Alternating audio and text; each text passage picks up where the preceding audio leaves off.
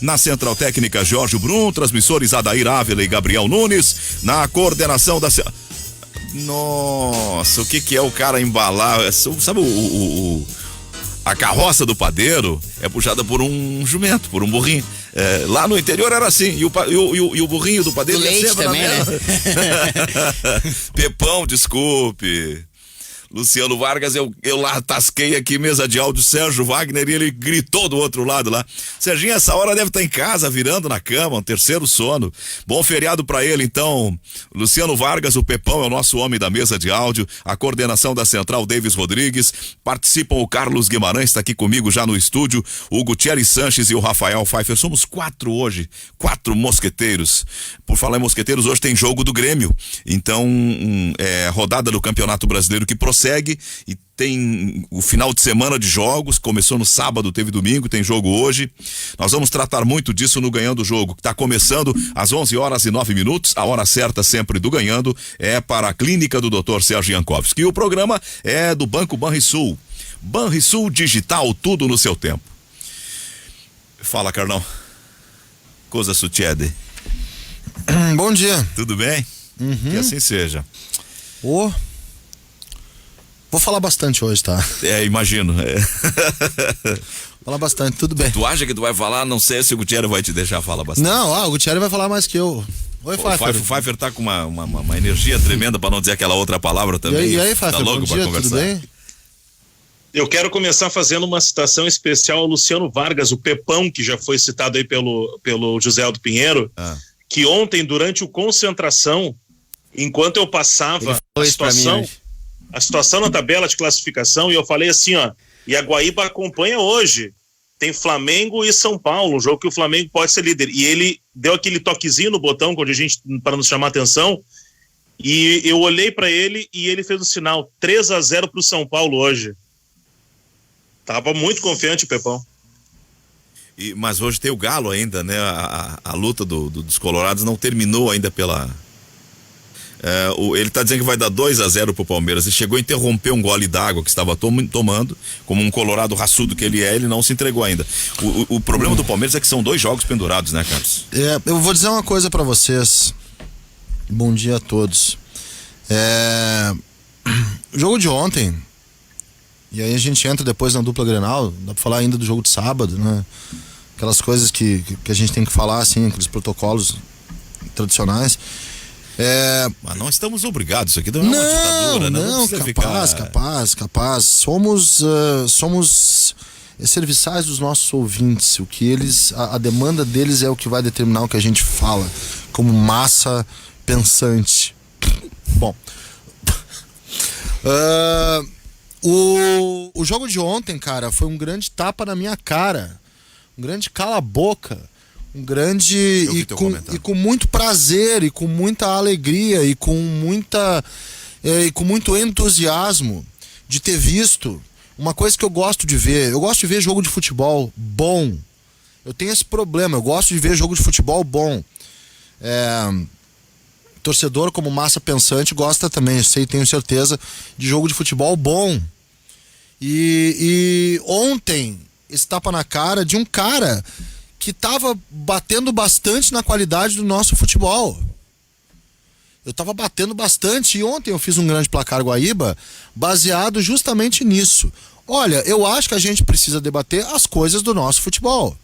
A gente debate muito pouco. A gente fica, e foi o que motivou até a minha fala da quarta-feira passada, que pegou muito mal, o Zé Aldo sabe muito bem disso, que pegou muito mal, mas que na verdade eu não retiro, eu só agora estou usando o artifício da ironia, que eu acho que é um forte meu, enfim, para a fala da massa, do torcedor, que eu usei uma palavra, que eu não vou repetir qual é a palavra, eu não retiro aquilo. Isso aqui eu acho legal isso aí. Tu vem enfurecido e tu descarrega aquela aí os caras entram e começam a brigar mas contigo. Mas tu também faz isso. Aí tu vai se acalmando. Sabe por quê? Aí eu quero pedir desculpa pro seu sabe Antônio, por quê que seu Antônio vai... Não, o seu Antônio é massa, o seu Antônio tá no meio. Sabe por que eu faço isso? Porque senão a gente vai dizer, e aí, e o Inter?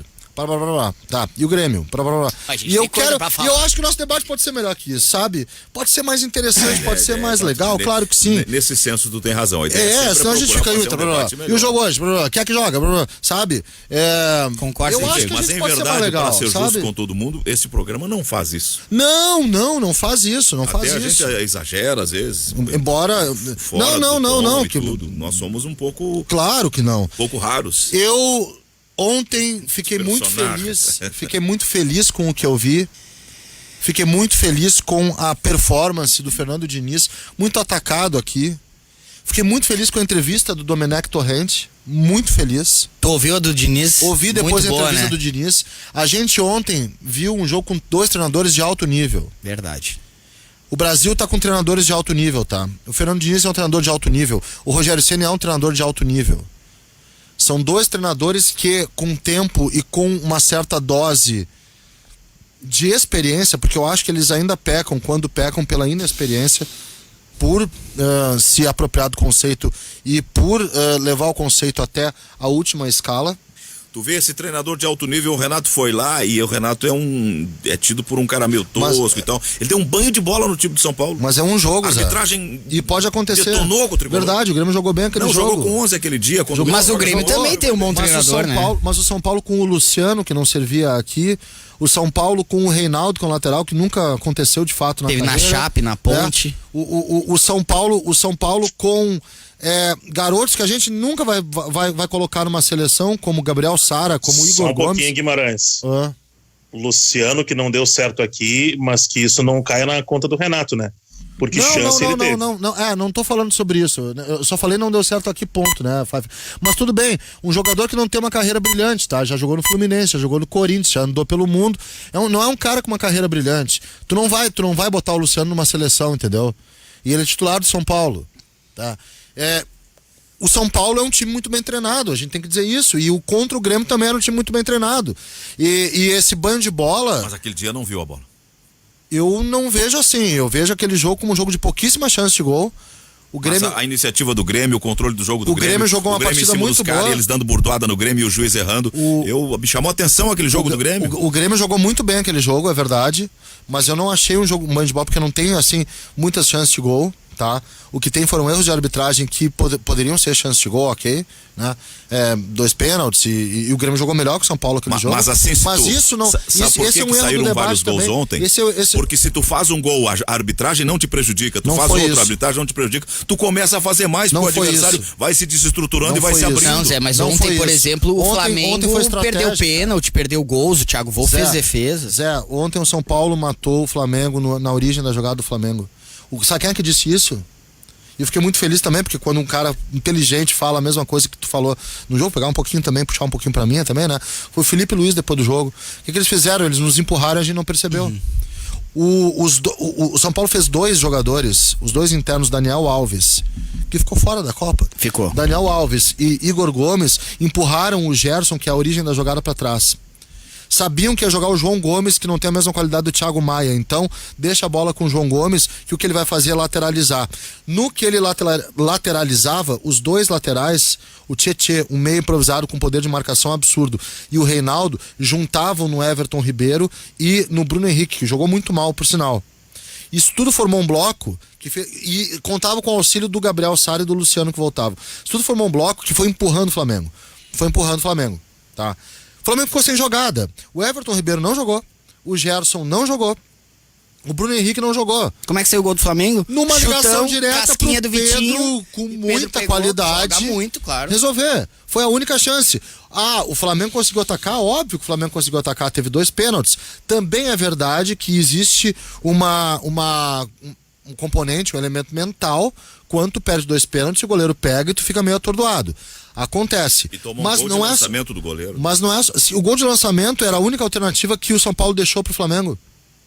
O São Paulo não deixou o Flamengo articular. Não deixou. O Flamengo. Podemos ver a situação por um outro lado? Claro.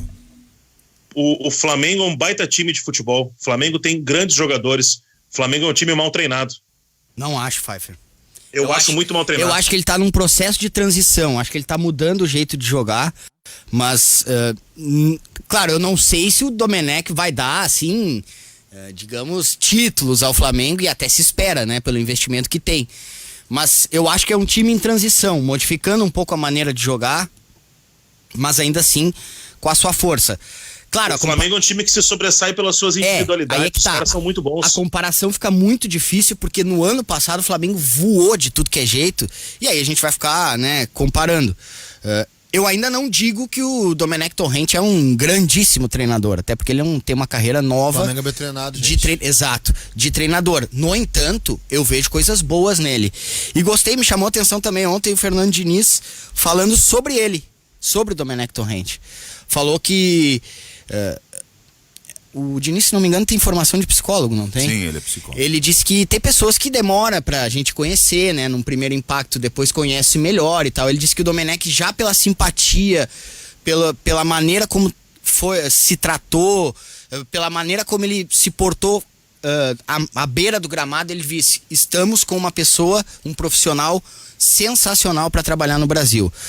Claro que isso é outra história, né? É a relação pessoal deles no campo. Mas eu acho que o Domenech Torrent monta ou tem ideias interessantes pro Flamengo. Se vai dar certo é outra história. O Pfeiffer falou há pouco da qualidade individual do Flamengo. Não sei se é o que o Pfeiffer pensa, ele pode falar depois. Não sei, isso me deu a entender, Pfeiffer. Tu consideras que o Flamengo se resolve pelos jogadores e não pelo treinador? Não sei se eu... Eu acho que sim. Eu acho que é exatamente isso. Eu acho que o Flamengo é muito mais os jogadores nas suas individualidades do que o trabalho do treinador. Eu vou discordar de ti nessa, tá? E vou te dizer por que eu vou discordar de ti. Eu acho que o trabalho do Domenech Torrent é um trabalho de conceito. O Flamengo faz jogo de posição, completamente diferente do jogo do Jorge Jesus, em que todo mundo buscava a bola, que era um time agrupado em busca da bola, com muita troca de posição, né, muita ultrapassagem, muita mobilidade. O jogo do Domenech Torrent é um jogo de posição. Isso é uma troca profunda no conceito. É uma troca... Aliás, quando eu falo do Grêmio, para mim o maior mérito do Grêmio foi não alterar modelo. Ele alterou situações no modelo, como por exemplo, instituiu marcação individual na bola parada defensiva e colocou o Ramiro ali na direita para dar uma estabilidade, para fazer aquele chamado balanço, especialmente na fase sem a bola, que era um problema que o Roger estava tendo na finaleira dele. Mas o modelo não se alterou. O modelo do Flamengo se altera profundamente e tu precisa de tempo para isso. Isso é uma coisa que aqui no futebol brasileiro, o único cara que conseguiu provar sem tempo foi o Jesus, mas também porque ele fez uma coisa que os brasileiros estão mais adaptados, que é um jogo de buscar, de concentrar, cara, não através do espaço, mas através da bola. Justiça seja feita. O Renato, apesar do bom trabalho do Roger, assim, o trabalho de alicerce, o Renato também, nessa última passagem, logo que chegou, deu certo, né? Não dá pra dizer que não. Porque o Grêmio, naquela última fase do Roger, o Grêmio tava mal, o Grêmio tava perdendo, tanto que o Roger pediu pra sair, porque não tava tirando mais nada. O Renato chegou e ganhou a Copa do Brasil. Eu tenho várias críticas ao Renato, mas eu acho que ele chegou bem. Mas, pra me contradizer, eu também, aí eu vou concordar com o Pfeiffer de que tu teres todas as melhores ideias, as valências, assim, pra ser o melhor treinador do mundo, mas não ter material humano, claro que complica. Do contrário, facilita também a vida do Torrent, isso é óbvio, tá? E eu estaria aqui escondendo que ele tem o melhor grupo do Brasil para se trabalhar. O que os jogadores do Flamengo fazem individualmente é coisa absurda pro nosso nível aqui do futebol brasileiro. O que precisa ser dito que ontem o São Paulo ganhou com méritos, foi merecida a vitória, mas que o melhor em campo foi o próprio goleiro do São Paulo. Também. O goleiro do próprio São Paulo, melhor em campo. Por isso que aquela hora a gente falou, o Flamengo chegou, teve pênalti, teve tudo. O que me chamou a atenção no jogo de ontem, para ficar ainda na proposta do Carlos, alguém já gritou lá, escuta, e o Odair tem 3 pontos do líder. Também tem que ser reconhecido. Claro que sim. Há anos ele vem fazendo bons trabalhos. Ganhou do Ceni ontem, não é? Isso. Gente, eu acho que assim, a gente então, tem que... só pra ficar nessa... É justo isso, o Odair nessa fala também. do Carlos, verdade. O São Paulo me chamou a atenção, porque ontem, quando o Flamengo tentava apertar, mesmo no risco, os caras não abriam mão da ideia da bola no chão. E os zagueiros abriam e saíam nos lados, tocando bola no fundo, em cima da linha. A gente adora e eles falar, tentavam trocar passe e sair evoluindo sempre de pé em pé, sem jogar a bola pra lateral. Uma hora me irritei com o zagueiro, porque às tantas eu tava torcendo pelo São Paulo.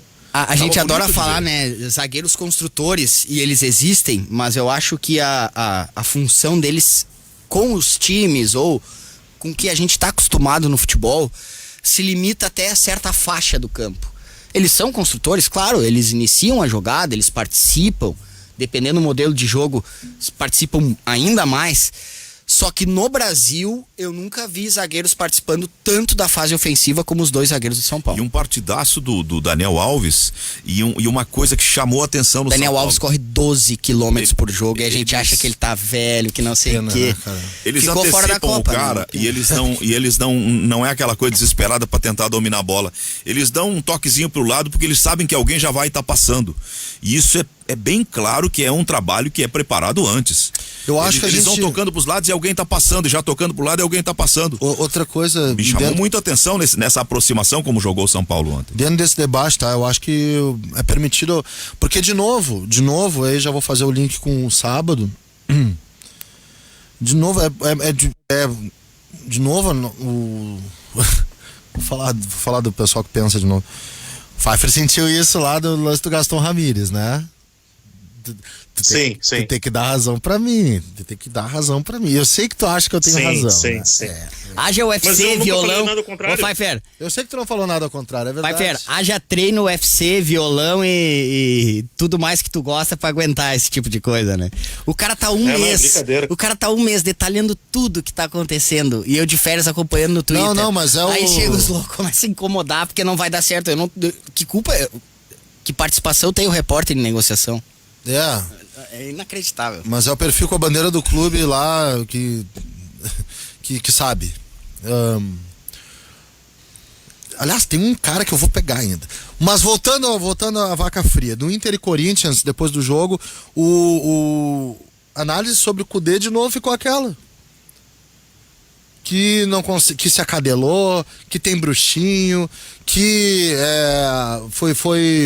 O cara, que seduz a imprensa. falta de vontade é o argumento que mais me incomoda. Falta de vontade, que isso? falta de espírito. Cara, parem! Deem o direito ao teu treinador não conseguir, aos teus jogadores, ao teu time, um dia não jogar bem. Por que um dia o time... Por que o time... Vocês realmente querem, exigem que o time de vocês joguem bem todas? Vocês acham que o time de vocês tem condição de jogar bem todas? Me diz um time no mundo que faz isso. Só na cabeça de vocês, ou nessa cabeça do imaginário de vocês, porque é uma geração mais velha, né? Uma geração de 50, 60 anos, que tem que ser que nem o time de 5. Mas se tivesse ali um caçapava e não um musto, parem com isso. Superem a infância de vocês. Superem as boas e as más lembranças de vocês. E vou falar uma porque coisa, o time tá? desse ano não é o time de 75, 76. É o Kudê tendo que mexer sem o centroavante o maior jogador peruano da história recente, do século, com certeza. Acho que o Cubillos é maior na história. Mas se perguntar pros peruanos, eles são capazes de dizer que é o Guerreiro. Os jovens, os Enzos, também festa essa rede social aí. Enzo Carrillo. O maior jogador peruano do século, sem o lateral de seleção argentina, não é a seleção boliviana, meu filho, não. É a seleção argentina. E sem um meia com muita qualidade e que era, de vez em quando, o desafogo porque ele tinha finalização. Eu tô falando do Saravia, do Bosquilha e do Paulo Guerreiro. Que tem que se virar com Marcos Guilherme, com o Rodinei. Agora o Heitor assumiu, com laterais como ou o Wendel ou o Moisés, só pra finalizar rapidinho, com Rodrigo Lindoso, que é um bom jogador, ponto. Tu lembra como a gente falava, como reclamavam do Odair pela utilização, e claro que agora estão em funções distintas das que exerciam no ano passado, mas lembra como a gente reclamava da utilização em demasia, principalmente do Patrick, do Edenilson até que não, mas principalmente do Patrick? O Inter hoje é alicerçado por esses dois caras ainda. Sim. E eu não tô falando que eles são ruins, mas eles são caras que deveriam fazer parte de um contexto. Sabe por que eles... E eles são hoje quase... tá cometendo um erro quase com a incumbência de protagonismo, os eles dois. são protagonistas de demonstrar de uma modelo. convicção. Tu tá cometendo um erro. Erro no sentido assim da avaliação. Tu tá avaliando o jogo, mas tu não tá avaliando o jogo. Tu tá pegando o histórico não, isso não é pra erro. Justificação. Isso não é erro. Isso eu não tô pegando o jogo, não. O jogo de sábado ele cometeu erros que são primários. E ele não pode? São primários. O que eu falei... Mas... O que eu falei do Flamengo, eu faço ao contrário no Inter, Zé. Eu faço ao contrário no Inter. O Inter é um time bom, que é muito bem treinado. Claro. Mas, Eu acho também. mas bem treinado, mas o treinador não precisa esperar 44 do segundo tempo perdendo para colocar o centroavante que veio da seleção, ficou à disposição dele. Isso é um erro. Acho que o Yuri Alberto tem que receber chance. Eu disse quando nós tivemos o jogo, eu fui pra Juí, não era o Geison, acho que estava conosco.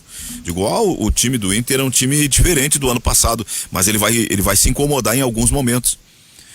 Os zagueiros jogam muito distantes da área. Está gerando problemas pro Cuesta, assim, ó, muitos problemas. E tá enterrando o Cuesta. Exato. Mas assim, ó, Não. sábado. Não tira, não. Sábado eles botaram o Davó. E era o tempo todo bola. O Corinthians, 2 toques tava nesse cara. E esse cara corria entre os 2 zagueiros. E era um desespero pra zaga do Inter. O lance do gol, né, Zé? Um bote louco. O tempo todo com uma proposta de esperar, reagir. Ele não ia conseguir entrar nunca daquele jeito na área do Corinthians com aquele monte de cara ali, e nem por baixo nem por cima. Então tava claro que não era o melhor modo de enfrentar o Corinthians. Ele foi até sofrer o gol. E quando ele mudou, as mudanças foram de tirar a estrutura por completo. Ele tirou um zagueiro, botou um centroavante, ele tirou um volante, botou não sei o que, ele fez um amontoado. Então eu me assustei no sábado, tô falando não do trabalho do Cudê no todo, porque eu gosto. Eu sou fã do Cudê e torço que ele tenha êxito aqui para bem do futebol. Mas sábado, ele fez uma salada tremenda. Só uma coisinha na tua fala aí. E o time do Inter ficou uma bagunça. Ele tá enterrando o Cuesta. Isso gera uma interpretação que o Cuesta tá jogando mal por conta do Cudê. Mas um pouco sim, né, Guimarães? Não sei, eu tenho algumas dúvidas, Eu tá? não sei da vida pessoal A zaga do Cuesta. tá muito mais adiantada, cara. Não sei se ele conheceu uma namorada, se deslumbrou, se ele alguma coisa errada com ele. Eu acho que a culpa do Cudê, ou responsabilidade do Cudê, culpa é uma coisa muito... Eu só acho que entre 3 zagueiros ele deixa o melhor na reserva. Só isso que eu acho. Eu tô sendo bem simplista Sábado aqui. não foi o caso, tinha problema muscular. Não, claro. A responsabilidade do Cudê, ela é a seguinte, ó. Quando você coloca na cabeça de um cara que o cara é construtor, a primeira coisa que ele vai fazer é construir. O Cuesta está sendo um zagueiro enfeitado, com a premissa da sofisticação em cada lance que ele vai na bola. Talvez por uma coisa, é a coisa da ideia. Se eu colocar na tua cabeça, já falei sobre isso. Se eu colocar na tua cabeça uma coisa, tu vai lá e tenta fazer, mesmo fazendo mal. E isso é uma coisa que eu vejo que... Eu vou dizer um outro zagueiro, e aí vai também na conta do Fernando Diniz, tá? Que eu acho bom zagueiro, mas é muito enfeitado, tá? Pra mim, uma das grandes revelações na defesa aí desse primeiro turno, chamado Diego Costa, do São Paulo. É um bom zagueiro, tá? Muito recurso. O Bruno também muito é bom. recurso. Bruno um pouco menos. Bruno é mais sério. O Diego Costa é muito enfeitado e é zagueiro magro, né? É zagueiro fraco fisicamente. Só que ele tem muito recurso. Mas calma, vamos colocar o seguinte, tá? O zagueiro, ele tem que trabalhar em 2 fases. Na fase ofensiva ele pode construir, beleza, mas ele tem uma fase onde ele é mais exigido. Se tu tá numa fase ofensiva, a tendência é o zagueiro tocar menos na bola. Hoje até toca mais, porque fica um tempão lá atrás. Os do São Paulo nem se fala, né? Mas tu tem uma fase defensiva, e a fase defensiva, a tua obrigação é defender. E tu tem que defender com força. O Moledo perdeu a posição porque ele é pior na fase ofensiva, é isso? Na cabeça do Cudê. Cara, foi o argumento muitas vezes. Na cabeça do Tem Cudê. razão, Pfeiffer. Na cabeça do Cudê. Só que mas a principal função ela é defensiva. Claro. E o Moledo é melhor que o Zé Gabriel. Não, e Sem outra, dúvida. né? Vamos combinar. O Moledo não é um tosco, assim, que não sabe dar um passe, que não sabe tocar pro volante à frente, porque se vai esperar lançamento. Então não tem trabalho no chão, e a gente sabe que o Inter joga no chão. Então, não vejo assim. O que eu não vejo é tanto decréscimo ao ter o Moledo em campo nessa fase ofensiva que o Pfeiffer tá falando. São 12h32, nós temos um intervalo para fazer. Você está acompanhando pela Rádio Guaíba o nosso Ganhando o Jogo. O programa é do Banco Banrisul. Banrisul Digital, tudo no seu tempo. Já voltamos. O Stout, sabe que eu gosto do Stout, é um parceirão, ele tá sempre aqui dando uns toques e tal, bem bacanas. Como diria o professor aquele, bem Porto Alegre. Ele tá dizendo o seguinte... Pô, Zé Aldo, fez todo um preâmbulo para falar do Odair, questionando a percepção sobre ele que ocorre aqui unicamente porque perdeu a final da Copa do Brasil para o Atlético, e tu diz apenas que alguém gritou de lá, olha, Odair. Ah, tá, tu já foi mais agudo. Não, obrigado, Stout, é que eu peguei de orelhada ali na passada e já quis introduzir, em meio à fala dos guris, um reconhecimento também ao Odair, porque eles estavam elogiando o... Sem dúvida, sem dúvida. Mas não, quando tu mora no nosso coraçãozinho, tá? Fala por ti. Fica tranquilo, Stout. Stout é o nosso bruxo, cara. Gente boa. Aliás, nós temos eu nunca vi ele vacilar. Se ele vacila, eu nunca vi. Todos nós vacilamos. Eu vacilo diariamente. Os outros ouvintes, muitos estão participando aqui. Alguns a gente não conhece, mas uma coisa tem chamado a atenção, que começam a se agregar muitos ouvintes de outros estados, de outras regiões do país, que participam e gostam das opiniões dos nossos comentaristas e que saem da jornada também, onde acompanham o jogo por gostar do jogo, para acompanhar as opiniões no programa. Acho que Domenech é bom treinador, mas não deu certo no Flamengo. Não pode um time como esse levar 3 goleadas em poucos meses. Quando tem que dar certo, dá e os títulos vêm rápido. Vejam Tite no Grêmio em 2001, Abel no Inter em 2006, Renato no Grêmio em 16, o Jorge Jesus em 19. Abraço do Ulisses, ele é gremista de Pedro Leopoldo, em Minas Gerais. Grande abraço, Ulisses, mas eu discordo. Mas qual campeonato terminou pra já ter título? E outra, tão cedo pra gente já achar que não deu certo. Os títulos vêm, mas o Domenech não são terminou processos. Ele não perdeu. E outra coisa, tem bons trabalhos sem títulos. Fazer o quê? Claro que do Flamengo se espera isso. E somente isso, ainda mais a torcida. Deu Vale, São Paulo e quem mais? Eu acho que dá pra entender. Não sei, Atlético Goianiense. Só uma coisinha, o Domenech não ganhou nenhum título, é verdade. Mas o Domenech também não perdeu nenhum título, tá? Ele tá jogando os campeonatos. Mas legal, não e deu vai certo. Ganhar. E a gente tá na metade do brasileiro, gente. A gente não tem ideia de quem será o campeão brasileiro. Entendo. Não tem como cravar. Muito pior do que em outros anos. Ele vai atropelar alguém para não. Deixa eu só dizer o seguinte, ó. Eu acho que fui eu que usei a expressão mais forte de que é um time mal treinado. Eu acho que está um time mal treinado, tá? Eu não tô querendo dizer que o Domenech daqui a pouco não vai dar certo. Está, nesse momento, um time mal treinado e que tá, na minha opinião, conseguindo o que tá conseguindo através das suas individualidades. Esse é o ponto. Eu acho que o Flamengo, hoje, eu vejo o Flamengo muito mais individual do que coletivo. Eu sabe, Alemão, o quanto eu te adoro. Eu tenho uma dificuldade imensa em contrapor as tuas falas por conta dessa profunda admiração e carinho que eu tenho por ti. Mas essa é a nossa função aqui no programa, Zé. Mas eu vou te dizer uma coisa, Alemão. Mal treinado não tá. Ele poderia ter um rendimento melhor, como o Jorge Jesus com esse grupo tirava mais. Mas mal treinado não tá. O time dos caras não é desorganizado, o time deles tem qualidade e eles estão fazendo um negócio que eu acho muito interessante. Eles estão abrindo espaços para os jovens talentos. E isso aí dá dinheiro para o clube e dá resultado técnico. O jogo de ontem do São Paulo foi um jogo excepcional. O São Paulo teria feito um enfrentamento qualificado com outro grande adversário qualquer da América do Sul, com aquele tipo de jogo que ele jogou ontem.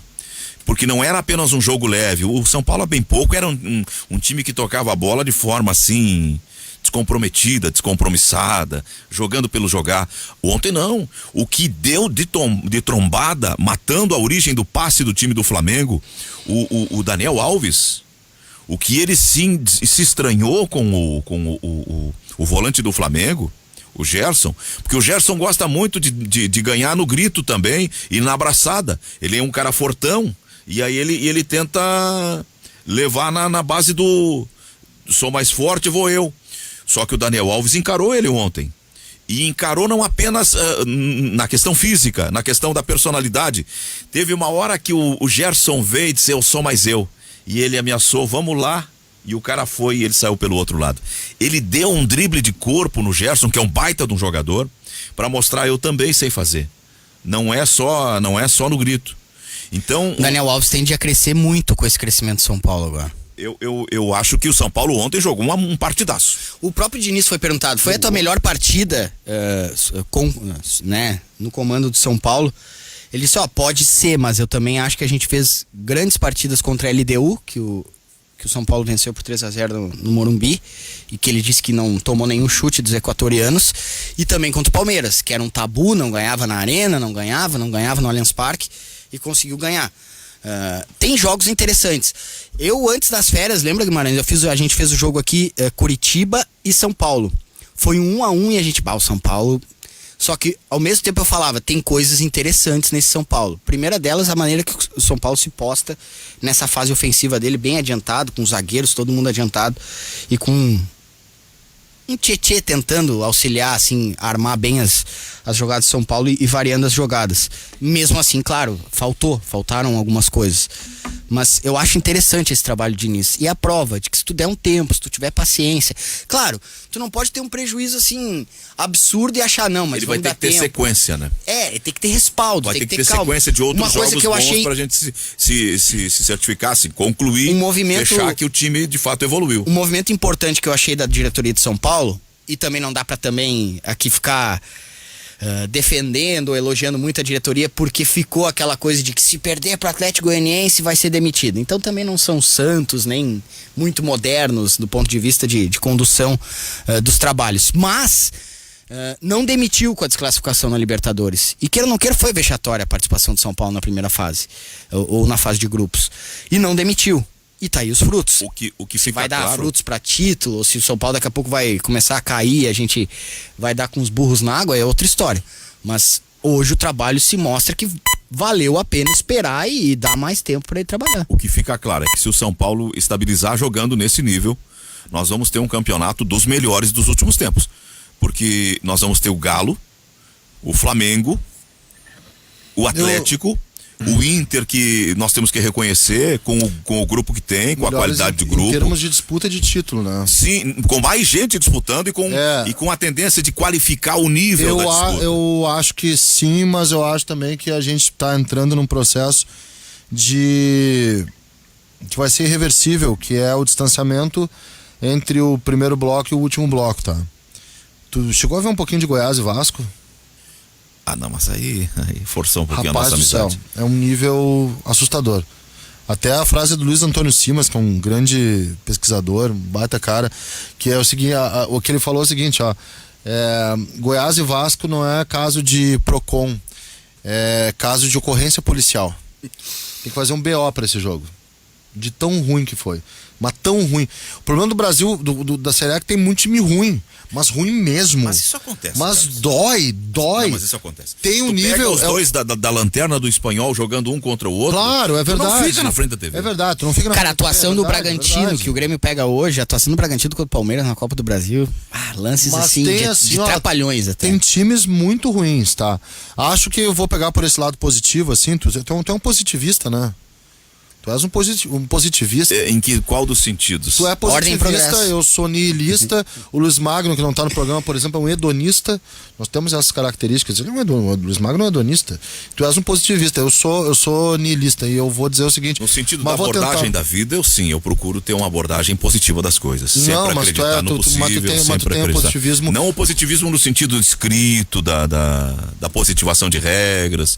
Eu sou um pouco mais flexível. Não, mas a origem da eu tua... sou um pouco consuetudinario nesse aspecto. Mas a origem da tua segunda-feira bebe muito na fonte disso, tá? Não te faz de louco. Ah, mas tá bonito isso aí, hein? Ninguém entendeu coisa nenhuma agora, né? Mas a origem... Não entendo nada que vocês estão falando. A origem da segunda-feira do Zé Alto bebe nessa fonte, mas tudo bem, não vou falar mais nada. Depois tu te complica comigo, a culpa é minha ainda. Cara, vou entrar na tua, tu tem razão. Eu acho que pode ser um campeonato bem disputado aí por esses times da ponta aí. Todos eles estão bem treinados, tá? Notaste que a gente não teve grandes reclamações nas últimas rodadas de arbitragem? A arbitragem de Flamengo e São Paulo foi muito, muito, muito ruim.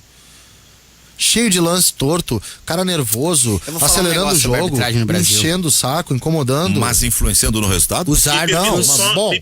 Mas não é só quando ela influencia ou não, Pfeiffer, que ela é boa ou ruim. A gente tem que classificar como um todo. Eu continuo vendo só arbitragem ruim. O VAR, Pfeiffer, ele tá deixando os caras sem confiança. Sem convicção. Pra um e pra outro. Pra não chamar, pra daí mostrar que é convicto e pra chamar também. Entendeu? É sempre um exagero na tomada de decisão. Não sempre, tô aqui sendo generalista demais, mas eles parece que sempre esperam uma confirmaçãozinha do VAR. E quando não esperam é uma prepotência, sabe? De não preciso do VAR. E aí acaba cometendo certos erros. O Pfeiffer, do dia que eu tirei Fagner, o Rafael Pfeiffer tá tendo um prejuízo que ele hoje não tá presencial. A palavra tá contigo, Alemão. Não, eu só queria voltar uma casa nesse tabuleiro da nossa discussão aí, porque é o seguinte... Vai falar do Lomba como o atacante do Corinthians? Não, sobre o nível técnico aí da parte de baixo, eu só queria fazer um comentário rapidinho. América Mineiro e Juventude nos entregam mais do que os times que estão na zona de rebaixamento hoje do Campeonato Sem Brasileiro. dúvida. E Cuiabá.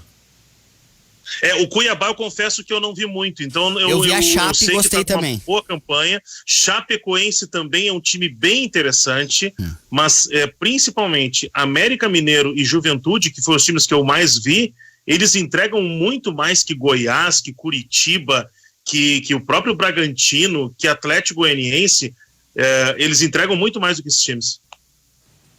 Eu falei sobre isso, a gente não falamos de VAR, falamos de arbitragem. Eu tenho uma percepção que na última semana a arbitragem ela não cometeu tantos erros como nos jogos das rodadas anteriores. Não vi grandes polêmicas de arbitragem, mas esse lance do goleiro do Internacional com o Otero, né, o atacante do Corinthians, foi um lance que gerou uma grande controvérsia, porque o VAR foi consultado e o VAR entendeu que houve falta no goleiro e anulou o gol do Corinthians, o gol do Luan. Mas para o senso comum, e eu me incluo no senso comum, eu sou do senso comum direto, eu sou um burrão. Eu vi um jogador chegando em condições de disputa normal da bola, se chocando num lance acidental de jogo com o goleiro, não vi falta alguma e um gol limpo do Corinthians. Mas o VAR não acompanhou, entendeu que houve falta e anulou o gol do Corinthians. Eu não ouvi a programação ontem dos debates, eu não ouvi as opiniões de vocês, mas já vi que tem gente aqui cobrando sobre isso. Qual é a nossa posição? A minha posição é que o árbitro errou e que o VAR também errou uma vez consultado.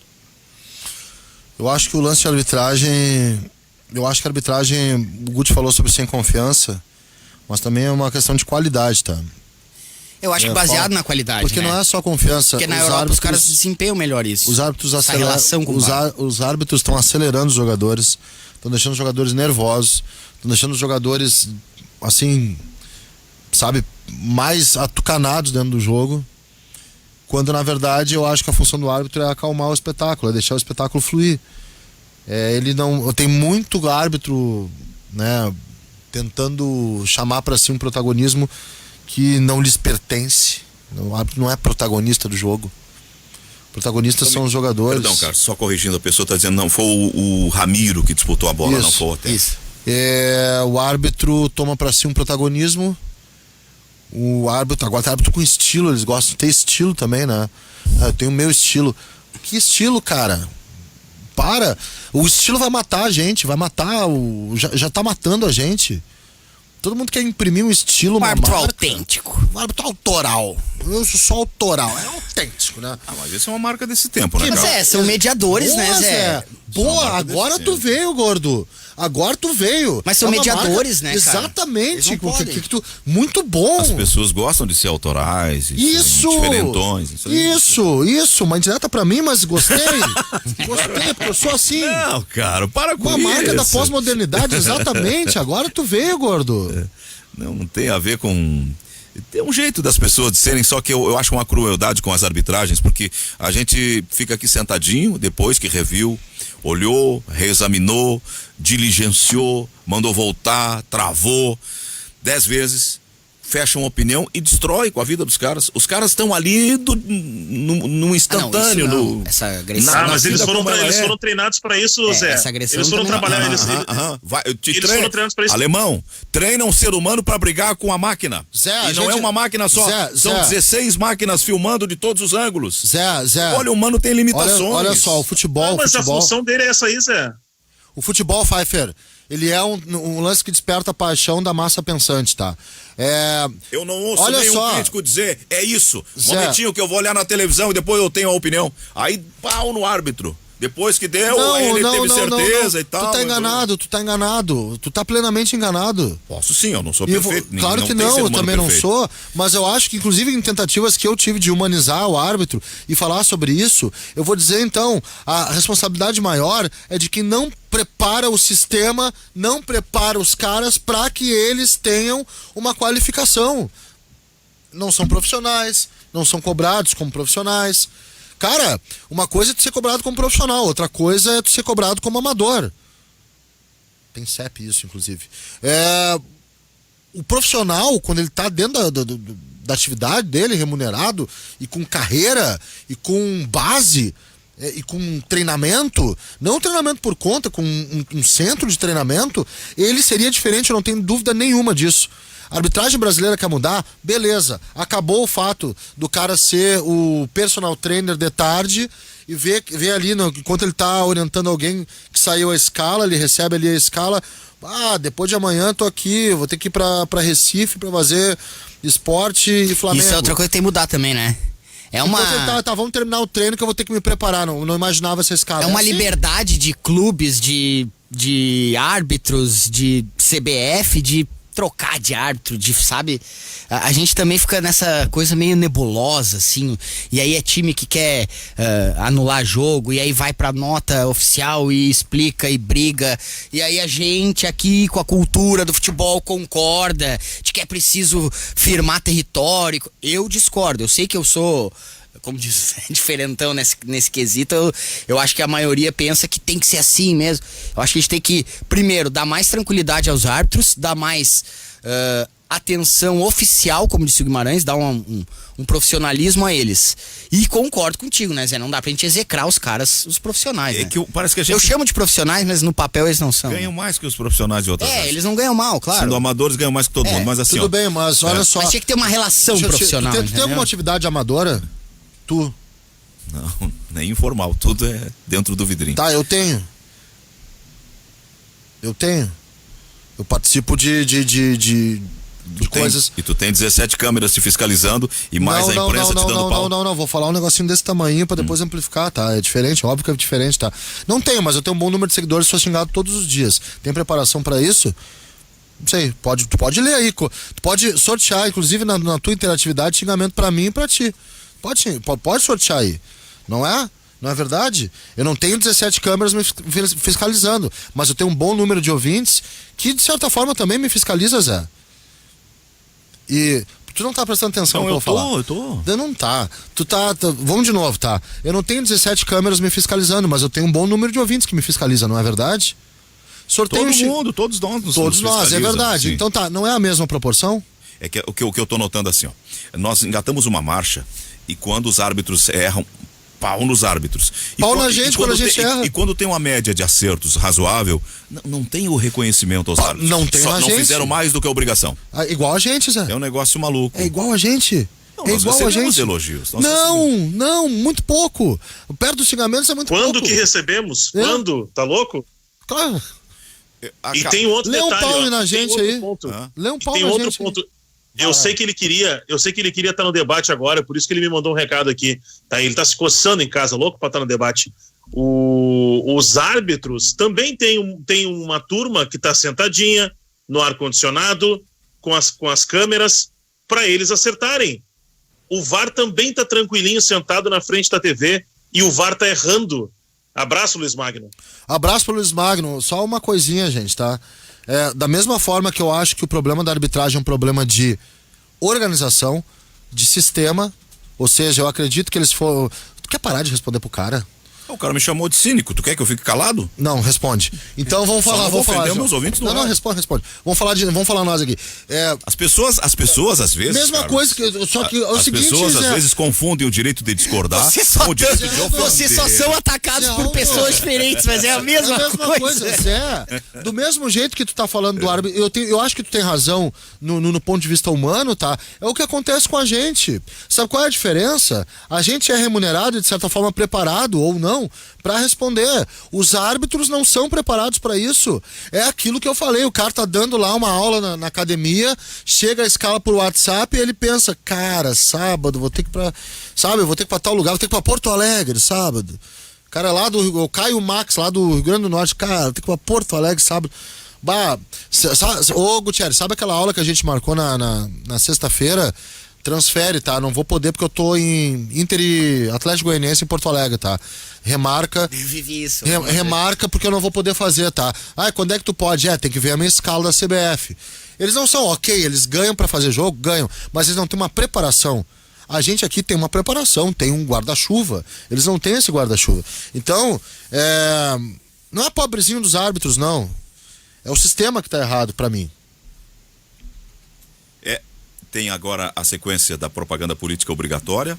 E nós vamos partir então só para os aplicativos. Vamos continuar na internet, vamos continuar no aplicativo da Rádio Guaíba e em alguma outra emissora que transmite a programação da Rádio Guaíba, que também usa o nosso conteúdo nas suas redes sociais. Eu não sei se a gente vai passar. Vai ficar no AM e no FM. Quando isso acontecer, Zé, a gente vai passar pro Grêmio, eu quero fazer um reconhecimento ao Renato. Nós não estamos fazendo em caixinhas hoje, fica à vontade. Exato. Falar de... Não, eu quero falar, porque até estarei na arena hoje com o Pfeiffer. E pior é que o Renato tinha razão. Em termos de tabela, ele tinha razão. Claro, ele precisa ganhar do Bragantino e ganhar do Goiás. Mas ganhando essas duas partidas, vai a 30 pontos e termina ali mais ou menos em quinto, sexto, próximo. E digo mais, em termos de pontuação, vou repetir, não acho até que o desempenho do Grêmio possa levar a essa disputa, mas se o Grêmio vencer essas duas partidas, Goiás e hoje Bragantino, terá encerrado aí oficialmente o seu primeiro turno, terá chegado, né, com esses 6 pontos, aos 30 pontos. E com 30 pontos é uma campanha razoável, boa e de metade para cima de tabela, próxima dos líderes. Onde vai dar, não sei, mas mostra que ainda dá para tirar algo interessante desse grupo do Grêmio. E o Renato tem razão nesse ponto. Eu falei no começo. E eu critiquei bastante até, porque eu acho meio chato assim essa coisa de vai decolar, mas pior que não sei se decola a ponto de título, de G4, mas vou dizer de novo, se vencer essas duas, se coloca nessa posição. Mas esse campeonato parelho do jeito que tá. Muito, né, Pfeiffer? Tá muito parelho. E principalmente nessa parte de cima. O Inter terminou o primeiro turno ano passado com 39, esse ano tá terminando com 35. O Grêmio chegando, e se ganhar hoje, chega a 27. Se fizer esse jogo, como tu dissesse, o jogo atrasado, vai a 30. O Grêmio chegando 5 pontos atrás do líder, a gente vai desprezar? Exato. Acho que não, né? Por isso que eu tô reconhecendo. Exatamente. Por isso que eu tô reconhecendo. Exatamente. Tem um segundo turno pela frente, se o Renato dosar melhor essa questão de poupar jogadores, que eu reconheço é importante, é necessário, todos os times terão que fazer. Não são só lesões musculares, tem muita gente com lesão ligamentar de joelho, muita gente. Então, o próprio Inter tem 3, né? Então, tem chance ainda o Grêmio. Agora vai ter que depender, como tem sido nos últimos anos, né, Pfeiffer, nas últimas temporadas, se o Grêmio realmente quer o brasileiro. Mas eu não vejo mais sem tantas condições como eu vislumbrei mais do início do campeonato ou da metade do primeiro turno. O Renato ele preservou em determinado momento em demasia, sim, preservou. Mas ele chega nesse ponto do campeonato, agora, na metade do campeonato, ele chega com praticamente o grupo inteiro à disposição. E com essa pontuação que pode ficar 5 pontos atrás do líder. Não sei se as escolhas dele estavam tão erradas assim. O grande problema do Grêmio foram alguns jogos bem simples da gente pontuar. Aquele jogo contra o Flamengo no Maracanã, o Grêmio estava ganhando até os 40, até os acréscimos, quando o juiz vê uma mão do Kahneman na bola. O Grêmio tem um jogo contra o Corinthians, que o Diego Souza erra pênalti, o Grêmio ganhava aquele jogo. O Grêmio tem alguns pontos que deixou para trás, e aí não é na escolha do poupar ou não poupar, é no detalhe do jogo. E acho que o Grêmio não vai preservar hoje, viu? Eu tô com a impressão que o Grêmio não vai preservar tanto hoje. Claro, vai preservar pontualmente. Acho que o Diego Souza, por exemplo, não joga. Já que tem o Thurin, acho que vai o Thurin. Mas acho que o Grêmio não vai preservar tanto como preservou nos últimos jogos. Talvez o Maicon, né, Pfeiffer? Pra jogar o Maicon não jogou ainda, né? Pois é. O Maicon não jogou ainda. Até por isso, de repente. Mas se bem que pode ser pra dar ritmo pro jogo. Eu não lembro qual foi o último jogo do Maicon. São Paulo. Eu não lembro. São Paulo. Teve outro na arena que ele foi bem. Botafogo. Acho que Botafogo foi antes do São Paulo. Foi São Paulo o último jogo, eu acho. Olha quanto tempo o Maicon tá fora, cara. E é isso aí. Essa é a vida do Maicon, praticamente. É um jogador essencial, assim, pro modelo de jogo do Grêmio. E que não ganha sequência, né? Eu vou dizer uma coisa. Eu tô em dúvida sobre qual é o time titular do Grêmio. Não pra hoje, veja bem. Qual é o time titular do Grêmio? A dupla Eu de acho que o laterais Grêmio não tem time titular, reveza. Guimarães. Os laterais revezam. O negócio é o seguinte, ó, quando tiver todo mundo, aconteceu um milagre de Renato Portaluppi. Uma semifinal de Libertadores que a gente Inspirado- sabe que vai ser o time titular. e com todo mundo. Inspirado por algum santo, assim, entra na arena e faz todo mundo do Grêmio ficar bom. Todo mundo tá zerado. Qual é o time titular do Grêmio? Eu não sei. É que tem um time titular idealizado pela opinião pública, pela opinião da imprensa, Não, e o time do Esse Renato. time idealizado pela opinião pública não importa. Importa do Renato. Eu posso te confirmar então que o time do Renato, sabe. ele vai... Não sei, eu não O sei. time do Renato, ele vai terminar com Alisson, PP e Diego Souza. Com todo mundo à disposição, ele termina com Alisson, PP e Diego Souza. Michael, Matheus Henrique, quem? E os laterais? Não é o Jean-Pierre. Eu não sei. Eu queria isso. Robinho e Isaac. Não, aí não existe. Aí né? é que tá, mas ele não tem firmado nenhum dos três. Aí Não tô falando da nossa opinião, Guimarães, eu tô falando do que ele tem feito. Eu não sei o time titular do Renato, eu não sei o time que ele quer, eu não sei nem se Na ele... cabeça do Renato, o time ideal dele tem Lucas Silva, Michael e Matheus Henrique. Não sei, Pfeiffer, porque vários jogos o Lucas Silva, por exemplo, contra o Botafogo, o Lucas Silva ficou no banco. É difícil mesmo, agora tu falando assim. Na direita, Jogou por exemplo, Robinho. a gente sabe que é o Alisson. Mas quando sai Alisson, também já não sabemos mais se é Luiz Fernando. Porque são os dois laterais titulares. Não tem, são duas duplas. Duas duplas. As duas duplas vão te Não, entregar mas o eu quê? tenho uma visão, desculpa. Eu tenho uma visão que o Renato já definiu. A dupla titular dele é Vitor Ferraz e Diogo Barbosa. Por mim, o Renato já definiu isso. São menos físicos do que Orejuela e Cortez, né? Mas de onde é que tu São. tirou isso, Alemão? É uma informação ou uma percepção tua?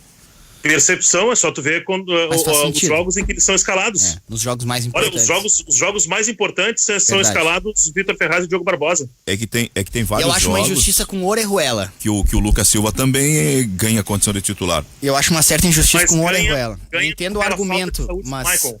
Eu entendo o argumento, mas eu colocaria o Orejuela e Diogo Barbosa. Olha, vamos lá, o Carlos fez uma instigante provocação aqui. O Vanderlei é o goleiro, todo mundo tá confirmado, ele não sai debaixo dos paus, mas ele é o goleiro. Eu tinha convicção, e até a gente pegar a média dos jogos, do aproveitamento dele, que o Orejuela era o titular dele. Okay. O Orejuela o titular na direita e que o Cortez é o lateral na esquerda. Eu tenho essa convicção. O Pfeiffer Eu me já inclino deu o mais pro contrário. Pfeiffer. O Pfeiffer deu uma versão recente. Ele tá chegando à conclusão que o Renato mudou. Mas sempre foi Cortez o titular dele e ele nunca jogava. O Cristiano Oliveira chamou atenção para isso. Ele nunca jogava Cortez ao mesmo tempo com o Vitor Ferraz. Ele jogava Não, mas o ponto sempre. é esse, Zé. O ponto é esse. Ele mudou, com certeza ele mudou. Bom, É só tu pegar os últimos jogos. Pega quando o Grêmio, quando a gente fala assim, ó, Grêmio tá com força máxima, é Vitor Ferraz e Diogo Barbosa. Grêmio tá preservando, é Orejuela e Cortez. E a única dúvida que eu tenho, de fato, é porque tem um certo problema que aparentemente existe entre Renato e o apreço do futebol dele pelo Jean-Pierre, é que quando não tem, o Jean-Pierre não pode jogar, ou mesmo quando pode, sempre aparece um Robinho da vida, por ali, alguma coisa. Então essa é a única função que eu tenho dúvida do qual seria o time do Renato. Então, Posso falar... No meu sentir, eu vou concluir aqui o time. É o Vanderlei, o Orejuela, o Jeromel, o Kahneman e o Cortez, o Matheus Henrique, o Maicon, aí ele joga ou o Isaac ou o Robinho para não colocar o Jean-Pierre, e é Alisson sempre, é Diego Souza sempre, joga com 10, e mais na ponta esquerda, mais o PP. Esse é o time do Renato. Tu sabe por que essa falta de apreço pelo Jean-Pierre? Para mim é uma coisa muito simples. O Jean-Pierre não aconteceu ainda. O Jean-Pierre não aconteceu. O Jean-Pierre, a gente sabe que ele tem bola, a gente sabe do potencial, só que o Jean-Pierre não aconteceu ainda. Então deixa eu te fazer uma pergunta. Então o Grêmio não vai acontecer. O que é melhor, alguém que não aconteceu ainda ou alguém que já aconteceu e ponto? E não vai acontecer mais. O Robinho, que já aconteceu, não vai acontecer mais. Eu concordo contigo. Agora, o Renato tá trabalhando na entrega. Tá trabalhando na questão da entrega. E o Pfeiffer, também tem outra coisa. O que é, assim, puramente responsabilidade do desempenho dele, individual, Ou também de uma certa, pra mim, aparente falta de confiança do Renato com ele. Também pode piorar o desempenho do jogador. Também pode tirar a confiança dele. Pode sim. Agora, eu até agora não vi o Jean-Pierre nesse ano, nessa temporada. Eu não vi o Jean-Pierre. Sabe que o Jean-Pierre não aconteceu, cara. Tem uma expressão do adágio popular, que diz, dois bicudos não se beijam. Que tem um problema aí de personalidade incompatível, não é bola, não é questão técnica, não é nada. Entre Renato e Jean-Pierre, é uma percepção muito sem base alguma, apenas à distância. Parece que o Renato tem uma coisa. Aliás, qual foi o jogador que o Renato ficou? O Ferreirinha no jogo último agora. Ficou o tempo todo atucanando o rapaz, metendo pressão. Cara, eu queria falar sobre isso. E os veteranos, ele não mete pressão. Não, mas só um pouquinho, Zé. Eu concordo. Meter a pressão vai fazer o cara ficar ligado. O Diniz faz isso com o Breno também, com todo mundo. Mas meter pressão tem que meter. Não, mas quando a pressão é seletiva, o cara se sente discriminado, né? Não, para, Zé. Dessa vez eu vou discordar de ti. Amavelmente discordando de ti, dessa aí. Eu acho que tem que grudar no guri mesmo. Agora, eu acho uma coisa que o Renato poderia fazer, e acho que vai ser impossível, e muita gente vai discordar de mim, porque os argumentos eu entendo do Alisson, né, de que é um cara importante para esquema e tal, mas em toda essa passagem do Renato, ele nunca, ou quase nunca... Voltamos, estamos em AM/FM. Toda essa passagem do Renato, ele nunca ou quase nunca confiou essas posições ofensivas a dois garotos da base. Vocês vão me dizer que não estavam prontos, mas já poderia ter feito talvez, ter utilizado o Everton antes, não utilizou. Sempre Everton e outro mais experiente do outro lado. Sempre Pedro Rocha e Ramiro do outro lado, que apesar de não muito experiente, mas tem outra característica. Eu queria ver o Grêmio aproveitar essa boa fase da base, até rimou, e ter PP e Ferreirinha com sequência. Se não agora, se não em jogos tão grandes, mas jogo ou outro no Brasileiro, hoje, por exemplo, contra o Juventude foi assim, porque eu acho que eles podem dar mais. Entra na mesma história do já aconteceu ou vai acontecer. Acho que o Ferreirinha, e nunca assim fui tão fã, sabe? Nunca me chamou tanta atenção, mas tem alguma coisa interessante sim nele. Eu acho que ele pode dar uma velocidade interessante, e tu tendo dois caras com velocidade semelhante, isso atrapalha bastante uma defesa adversária. Claro que tu vai ter que mudar, se daqui a pouco for mesmo esse meio que o Pfeiffer falou, e não é um meio horrível, com o Lucas Silva, o Maicon, o Matheus Henrique, e aí Ferreirinha, PP, e claro, depois Thurin, enfim. Três volantes e três atacantes. Por que não? Porque os três sabem jogar. Eu digo por característica, sabe? Senão a gente vai ficar sempre insistindo, mas o Alisson é um cara importante pro esquema. Eu sei que é. Mas por que tentar um pouquinho mais de ousadia? Vou dizer de novo, não numas oitavas de final de Libertadores, mas hoje contra o Bragantino, daqui a pouco contra o Goiás. Por que não fazer esse tipo de teste? Eu tenho pra mim que o modelo do Grêmio, ele precisa ser alterado. E não sei se o Renato tem condição de fazer isso. O Grêmio precisa ser um time mais rápido. O Grêmio 16-17 não era um time rápido. Não era.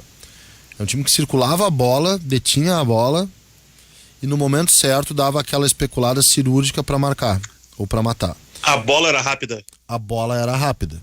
É verdade. Ele era um time que muitas vezes concentrava o jogo curto num canto e aí com uma inversão pegava o cara livre no outro canto e não tinha marcação. A bola era rápida. Mas hoje nem a bola é rápida, né? A bola é lenta. Você só tem a retenção de bola para atrair. Mas não adianta só atrair e depois, uma vez o adversário atraído, tocar pro lado. E isso é uma crítica, por exemplo, ao Matheus Henrique. Se tu quer atrair a marcação, tu vai ter que rapidamente trocar a direção, fazer a inversão e tirar essa bola da pressão para ela encontrar um lado desocupado. E aí tu tem que ter o jogador rápido. Eu falo sobre isso porque eu vejo que o Grêmio passa por uma espécie de crise de identidade.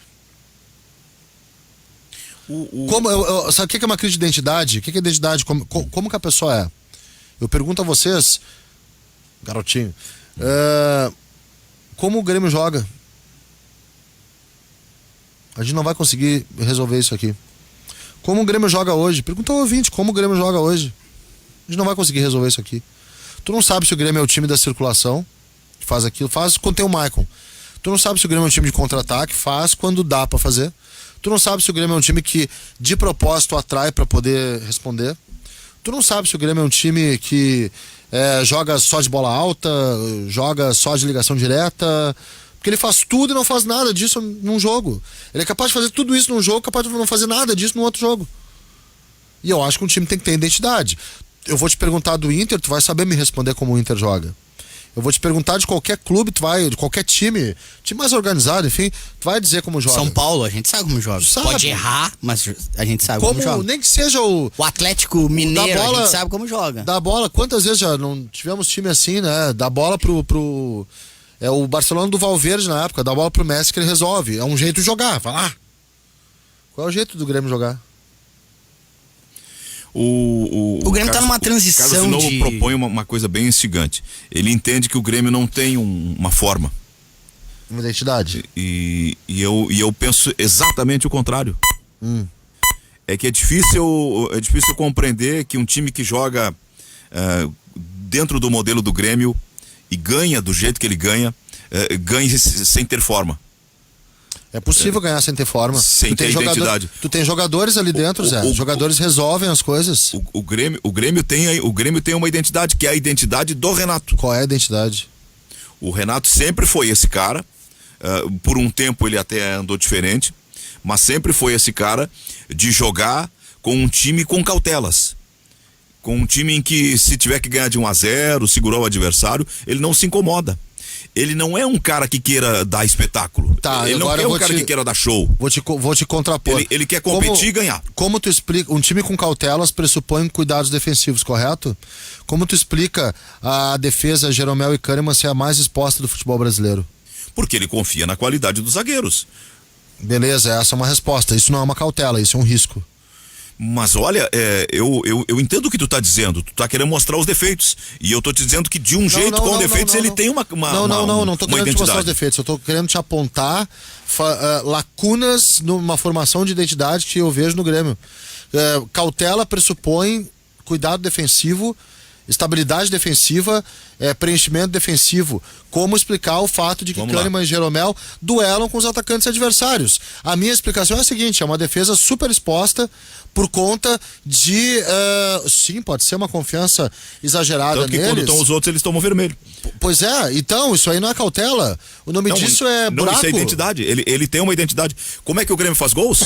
Ou uma bola aérea, uma cabeçada do Diego Souza, ou uma bola no pivô do Diego Souza preparada para quem infiltra, ou uma jogada pessoal do PP. São raras as formas que o Grêmio usa para fazer gol. A jogada pessoal do PP não é uma identidade coletiva. A jogada pessoal do PP não pode ser isso.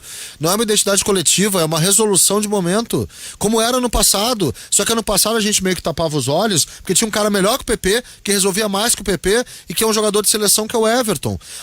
A jogada individual do PP não pode ser. Isso aí não é identidade coletiva. Se for isso, tá muito errado. Isso aí é resolução do cara lá dentro. O Bruno Henrique é semelhante do Flamengo, não é só no Bruno Henrique, não é isso. É a resolução. O Flamengo tem um mais jogo coletivo mais, é resolução mais visível. Quando tu tá lá dentro do campo, tu é um jogador, tu tá lutando pelo teu. Quando tu vê que não tem identidade coletiva, que se tu tem uma qualidade, o que tu vai fazer? Vem cá, tia, vou resolver essa parada aqui. É o que o Everton fazia. Eu acho que a jogada individual do PP é um sintoma da falta de identidade e não uma característica identitária do time do Grêmio. É um sintoma, é um efeito da falta de identidade. Eu vejo pelo contrário. PP é a identidade. Diego Souza é muito a identidade. Ele é uma predileção do Renato. Os zagueiros são muito a identidade. Os volantes tocando bola tem muito a ver com esse Grêmio. O Grêmio tem algumas coisas que são deficiências, por exemplo, de marcação desse rapaz que veio do Palmeiras, que não é bom marcador. Mas quanto aos zagueiros, eu discordo de ti. Tem um goleiro que não sai debaixo do gol. Os zagueiros são nomes, não são identidades. Assim, eles são lendas, né? E não tem que sair da equipe, mas a ausência ou presença deles não muda a identidade do time. O que eu quero dizer assim, eles não representam a identidade. Eles são dois caras excelentes. Ao contrário, são os que mais representam a identidade do Grêmio. Eu não tô falando identidade... Jogar aqueles dois zagueiros bons lá.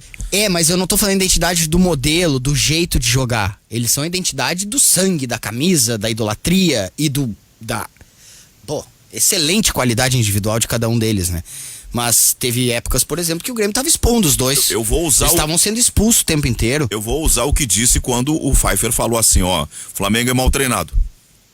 Eu penso que o Domenech poderia fazer com que o Flamengo rendesse mais, como fazia o Jesus fazer o Flamengo render mais. Mas eu penso que o Grêmio também não é mal treinado. O Grêmio poderia render mais, poderia treinar um pouco melhor, poderia ter mais trabalho de treinamento para potencializar o jogo coletivo. Mas o Renato não quer isso. O Renato não quer ficar a responsabilidade de dar show e ter a bola. Ele só quer ganhar. E me parece que depois do jogo contra o Juventude, eu participei aqui do Ganho do Jogo, foi sexta-feira, né, que o Ganho do Jogo eu participei.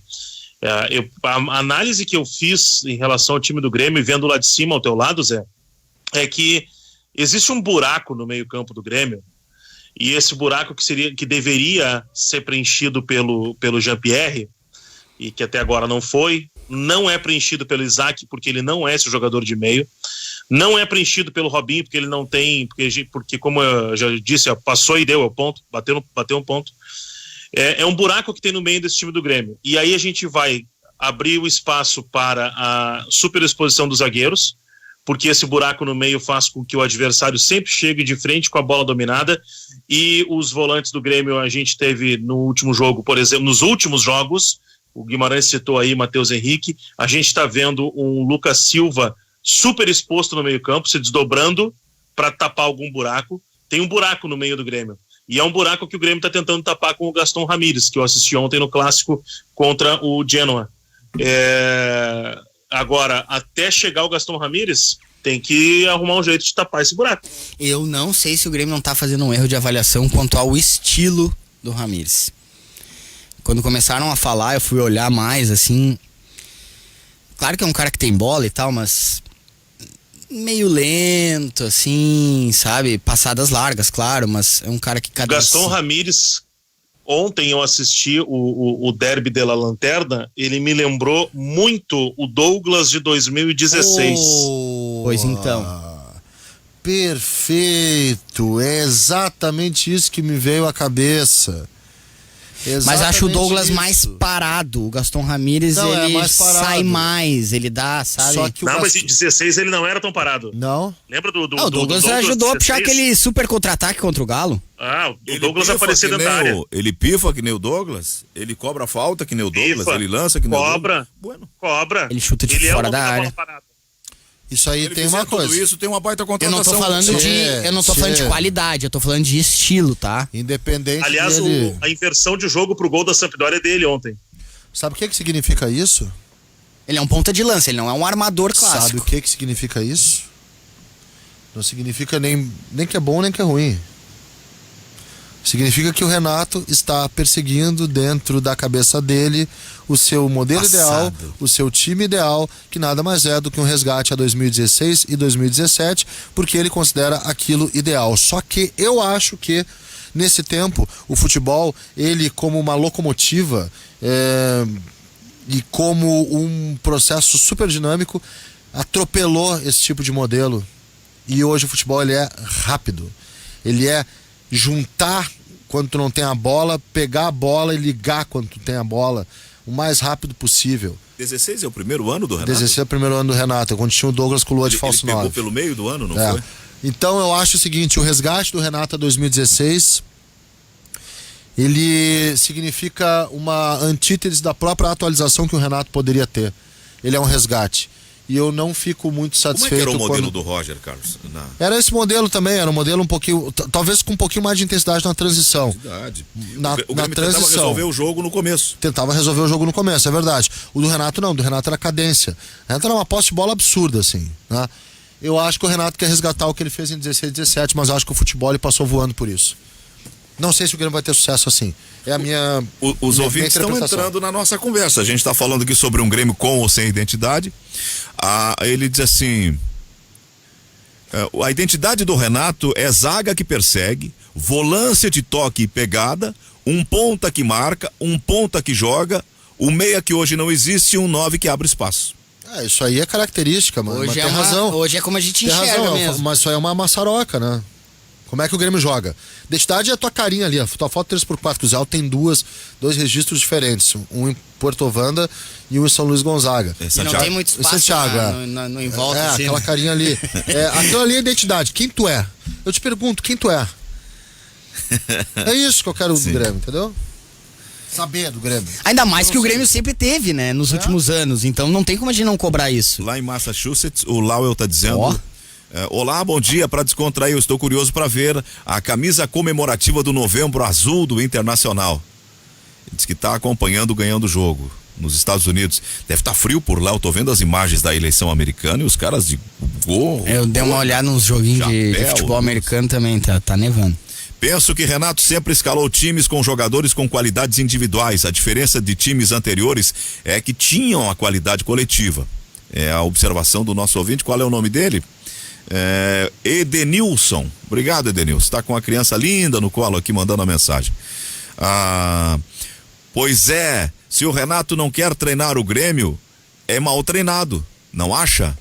Não, o que eu disse que o Renato não quer é dar show. Ele não se preocupa em dar espetáculo, ele só quer ganhar. E dizer, tá vendo? Ganhamos de novo. O Renato é apegado ao resultado, ele é um resultadista. Não, eu acho que o Renato, às vezes, ele se apega ao que está acontecendo. Ele se aproveita, isso não é mau caratismo, ou tá errado, tá certo, mas ele vai meio que a sabor do vento. Se ele tá jogando bem, ele diz que sempre busca jogar bem. Se ele não tá e tá vencendo, ele diz que tá vencendo. E se ele não tá vencendo, mas ainda tá vivo nas competições, ele diz, estamos vivos na competição. Ele dá uma tergiversa, né? Dá uma distorcidinha nas coisas às vezes, pro seu bem, claro. Ele joga a favor dele, mas exato. Por isso que eu não tô falando que ele é mau caráter, tá errado, enfim, mas é uma característica. Quando vence jogando bem, diz que é característica, de que ele sempre fez isso, que ele sempre busca isso. Quando vence jogando mal, diz que pelo menos venceu. E quando perde, mas ainda tá vivo nas competições, aí é outra história. O Ederson de Alvorada parece que tá me dando uma espinafrada aqui, vamos ver. O Zé só pode estar de sacanagem. Ele narra o jogo, mas não olha o mesmo. O Grêmio faz horas que não tem identidade. O Cebolinha resolvia todos os problemas do Grêmio, diz o Ederson. É a opinião do nosso Ederson, respeitável como todas as demais. Sem dúvida. O Doraldo acha que o Renato continua Everton dependente. Na escuta, é o Mezenga. Obrigado, Mezenga. O Charles Aznavour tá nos ouvindo. Não, ele disse pra tocar um Charles Aznavour. Esse é o René, não é? É o René. Charles Aznavour ou o que ele pediu? Não, ele pediu Charles Aznavour. Ele diz assim, bom dia, o Cudê foi mal no jogo de sábado e eu entendo e compreendo as críticas, mas elas estão sendo fortes demais e com muitas doses de rancor, na minha visão. Colocou entre parênteses. Numa semana ele é bom, na outra é um inventor. O Inter tem o 5º melhor elenco do campeonato e mesmo assim é o líder. Neste momento eu fico imaginando se ele tivesse alguns jogadores com o potencial de craque. Aí seria bem diferente. Curto muito os comentários do Guimarães, mas ele vacila demais. Tá dizendo o René. É verdade, René. Muito. Diniz é igual ao Cudê, a imprensa gosta, mas não ganha nada. E nem chega perto. São Paulo comum. Como está nos acompanhando, muito obrigado, querido Haroldo, sempre participando aqui, mandando recados. Super. Daniel tá dizendo, vocês não sabem fazer críticas, vocês só sabem fazer críticas ao Renato. O que existe é um grande recalque que vocês têm do Renato. É isso. Se tá tudo errado, se mostram indignados. A gente baseia nosso trabalho. Porque vocês não largam tudo. Vão fazer outra coisa. Vivem do futebol, são os verdadeiros parasitas do futebol. Somos. Quantas vezes enviei mensagem, vocês nunca leem, porque são críticas. Então não é verdade que toda a torcida não gosta do Renato. Não. Grande parte da torcida não gosta de vocês. Mas justamente hoje nós estamos elogiando o Renato. A gente abriu a discussão Grêmio. E eu reconheci. Vamos fazer o seguinte, Vamos fazer o seguinte. A gente vai largar, aí tu não vai mais nos ouvir. Vou fazer outra coisa da vida. Olha, se o cara me der algo legal assim, eu faço. Vamos fazer outra coisa. Quer me dar uma pousada pra administrar em Santa Catarina, no Nordeste? É a opinião do Daniel, vamos deixar ele com a opinião dele. A gente tá brincando. Eu também tenho a minha sobre o Daniel. Eu posso dar a minha opinião sobre o Daniel, Zé? Ou não? Tu é o nosso coordenador, eu sei que tu saberá fazê-lo. Eu posso dar a minha opinião sobre o Daniel? Sim. Ele pode dar a opinião dele sobre mim. Eu posso dar a minha opinião sobre o Daniel? Sim ou não? Vai. Eu não sou um ditador, Carlão. Eu tô opinião. Não, não pode. Obrigado, Pfeiffer. Era isso que ele queria dizer, entendeu? Não posso dar minha opinião sobre o Daniel. Daniel, tu pode dar todas as opiniões sobre mim, eu não posso dar opinião sobre ti. Só que a gente tá aqui pra dar opinião sobre futebol. Mas seria bonito se eu pudesse. O Cudê não foi mal, foi horroroso. Treinador teimoso. Somos líder apesar desse projeto de treinador. A nossa querida Cris Colorada. Dona Cris, com todo carinho, pela amável divergência para a qual peço licença. O Inter só é líder graças a este castelhano.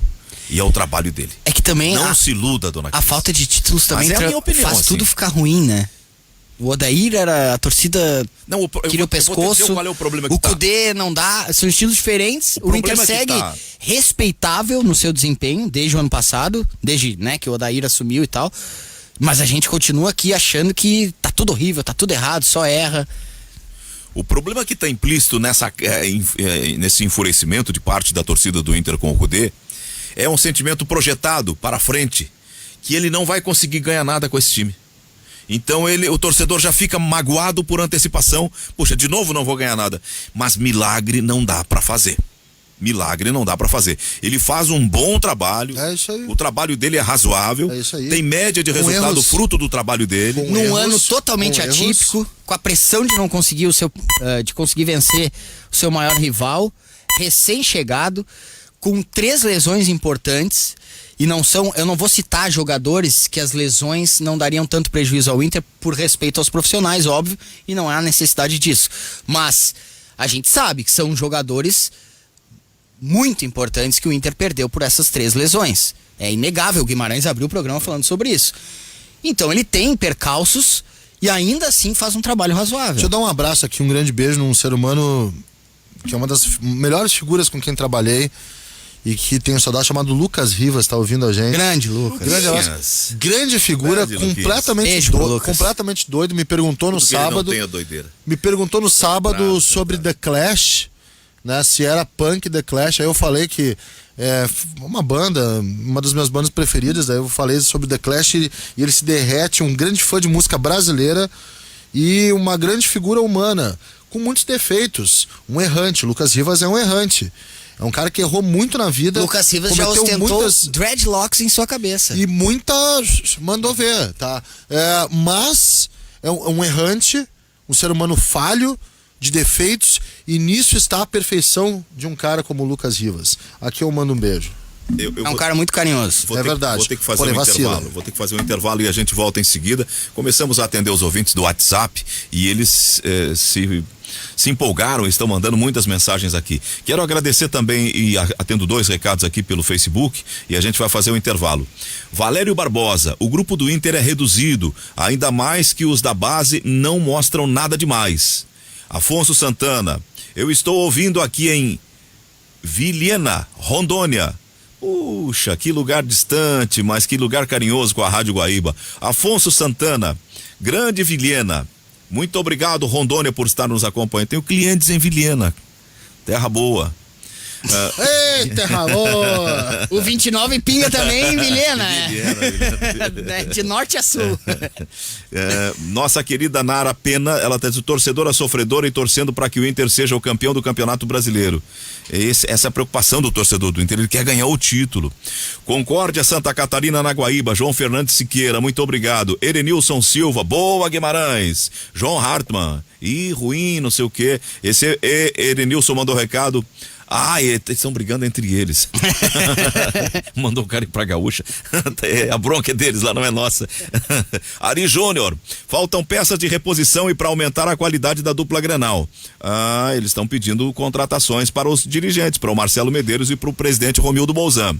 Na audiência em Bom Princípio, no Rio Grande do Sul, Ari Júnior, obrigado, Ari. E aí vai, olha, tem monte de recados aqui, eu não tenho como atender todo mundo, por amostragem já fiz esse primeiro atendimento, a gente vai fazer um intervalo, são 12h33 você está no Ganhando o Jogo pela Guaíba para o Banco Banrisul.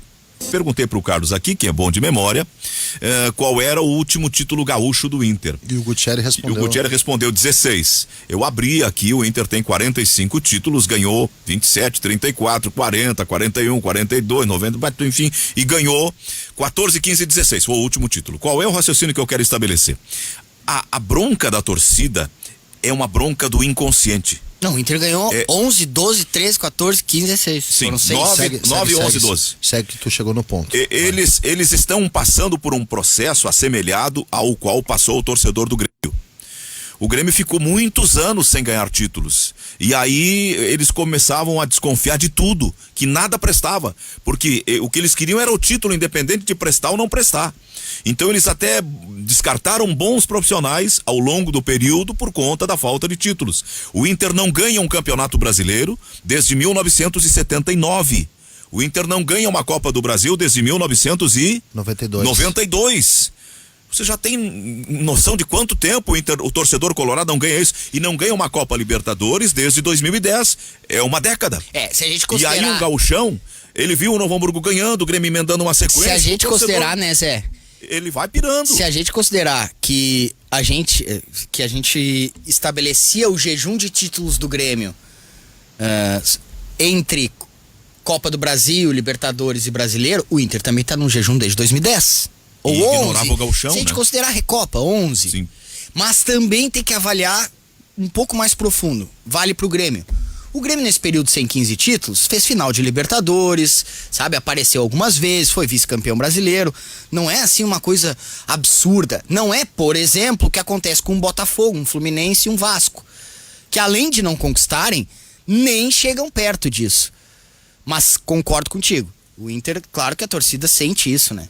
Desde 2010, sem um grande título, e se considerar gauchão desde 2016.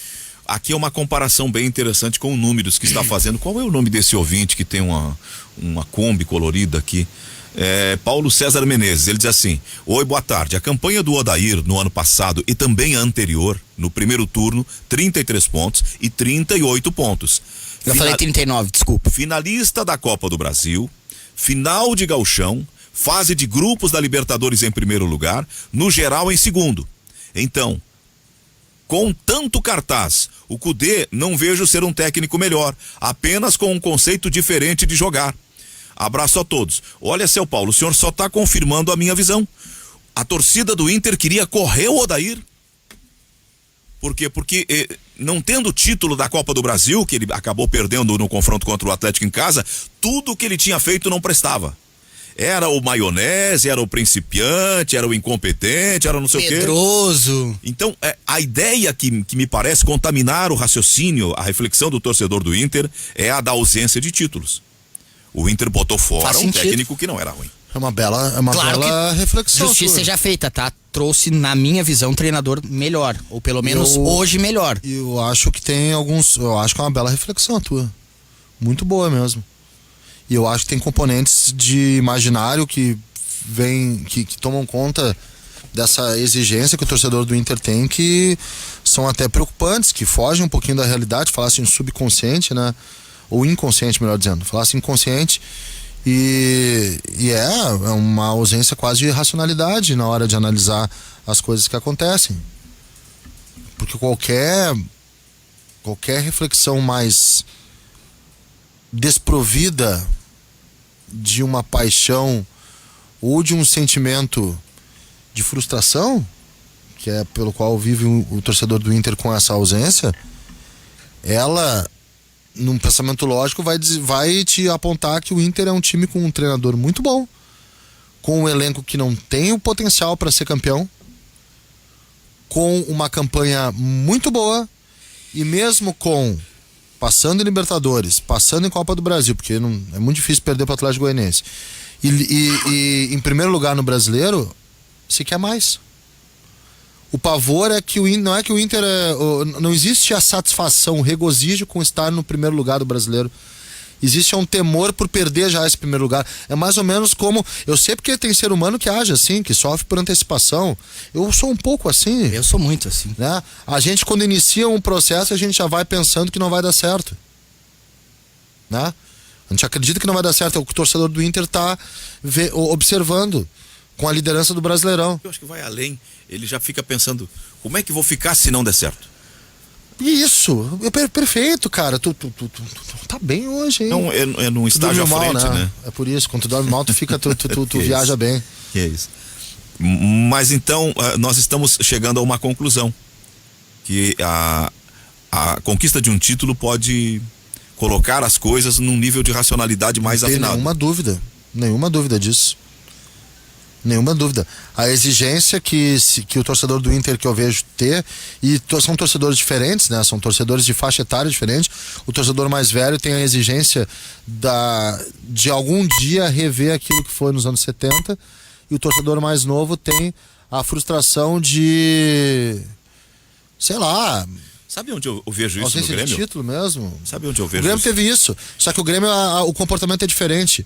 O Grêmio formou time ruim e havia a crença de que o Grêmio ganharia com time ruim, porque foi moldado para o torcedor gremista o DNA de que é mais ou menos contra tudo e contra todos. A torcida do Inter não quer só o título, quer o título e o conforto de conquistar o título. Quer que o título seja uma coisa mais tranquila e que seu futebol seja visto como o melhor futebol do país. O torcedor do Grêmio não tem essa exigência. Foi o Grêmio de Celso Roth, foi 2008. O Grêmio foi vice-campeão. E no ano anterior, finalista de Libertadores. O torcedor, ele não se conformou com aquele vice-campeonato, e tá tudo errado, não presta, Celso retranqueiro, não sei o quê. Eles não olhavam o contexto. O foco era só no título e o Grêmio. Carregava nas costas aquele time o sistema defensivo. O goleiro numa fase esplendorosa, o Vitor, e uma zaga Três zagueiros sólida. encaixados. Uma zaga sólida. E aí foi fazendo média, ou seja, trabalho de treinador.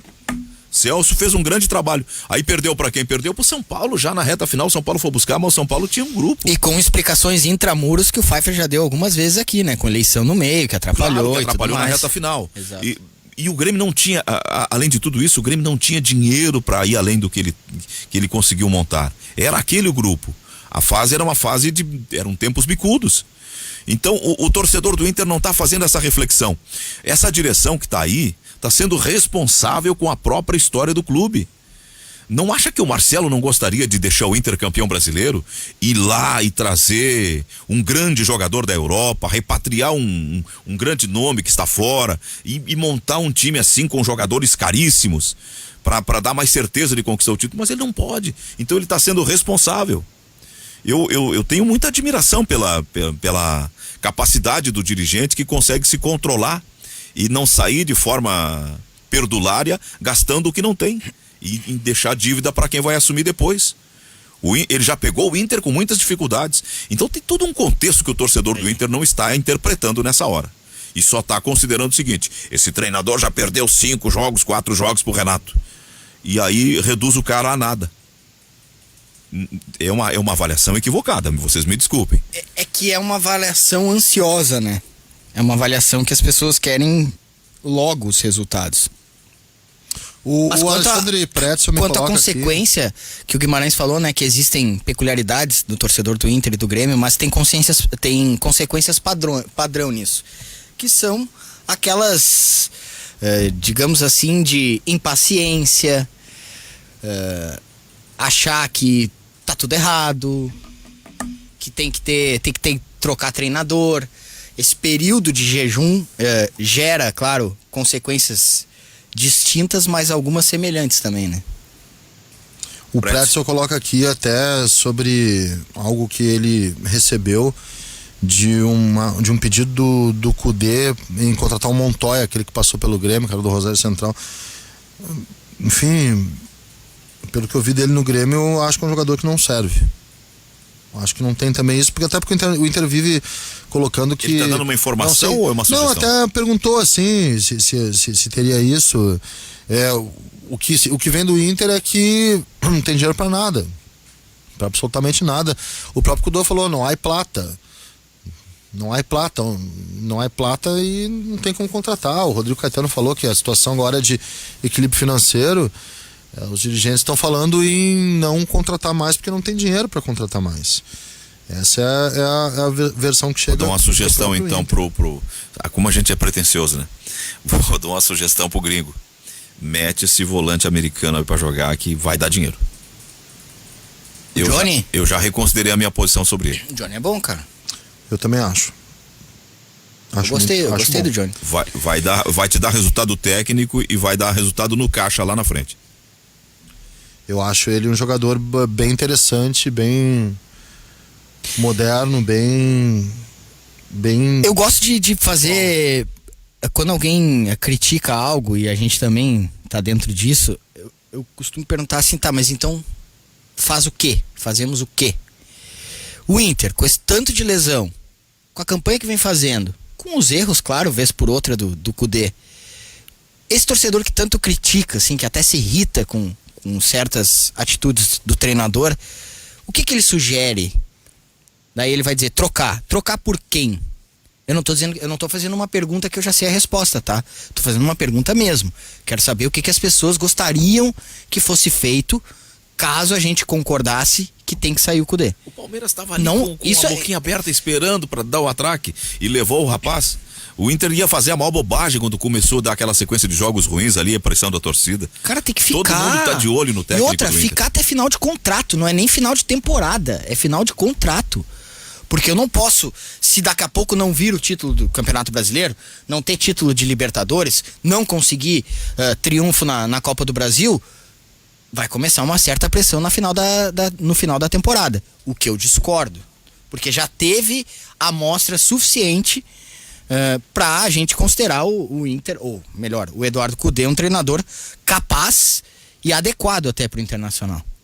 Bem, mas quem vai balizar isso aí vai ser a eleição.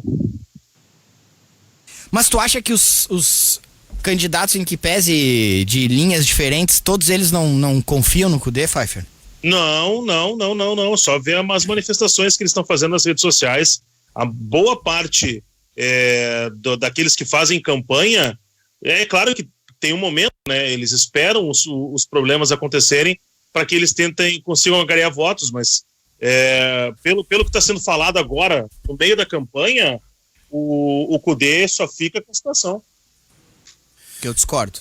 Bom, o programa já vai não se encaminhando. Não da informação, mas já vai se encaminhando para o final, daqui um pouco nós temos que encerrar, mas eu não posso não passar ao Pfeiffer uma solicitação de mais de um ouvinte aqui, pedindo que o Pfeiffer falasse sobre a aposentadoria do Anderson Silva. Foi uma luta bem atípica lá com um jamaicano. Como é que pronuncia? É o Uriah Hall? Uriah Hall. Uriah Hall. Uriah Hall. O cara esmurrou o coitado do Anderson e depois chorou abraçado nele. Eu nunca vi disso. O cara me surra e depois vai me chorar. Não é surra, né, Zé? É um jogo. A surra é o trabalho. A surra é o trabalho deles. Tu meteu um Carlete nessa aí. Não, eu. Carlão é terrível. Carlete deve ter uma bronca do Carlão. O Carlão fica. Nem sabe que existe. Mano. Isso tá lá na fazenda dele no Mato Grosso, nem não tá? Sabe que existe, mano. Ô, Carlete. Ô, Carlos. Tudo bem, Carlos? Eu tô aqui, eu não tava ouvindo, Carlos. Bem, vamos lá, desculpe a brincadeira. Tá contigo a palavra, Alemão. Não, é que eu já imaginava o desfecho de luta como aconteceu. O Anderson com 45 anos, né, e sem lutar desde o ano passado, e o Uriah Hall, um cara de 36 anos, mais forte, com uma envergadura maior, e o Uriah Hall respeitou demais o Anderson nos 2 primeiros rounds da luta. Só que no final do segundo round, ele acabou conectando um golpe, levou o Anderson a knockdown, e o Anderson foi salvo pelo gongo, deu 10 segundos, ele conseguiu se manter ali vivo. Só que quando ele voltou pro terceiro, já sabia que não ia acontecer, não ia ter como ele continuar.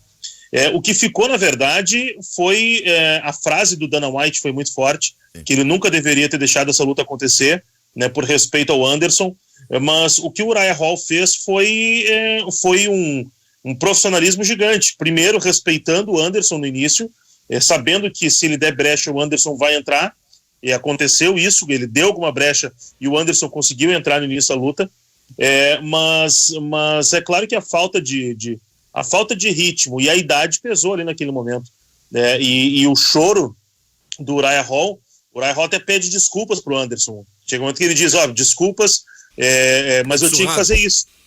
Não, mas é que é do trabalho. Eu, vendo a luta em casa, uma hora eu gritei, quando disse, eu comecei a ficar nervoso e dizia, termina essa luta logo, porque o juiz demorou para definir a luta, o juiz demorou para parar a luta, que era quando o Uriah Hall foi para cima e começou a desferir vários socos no Anderson.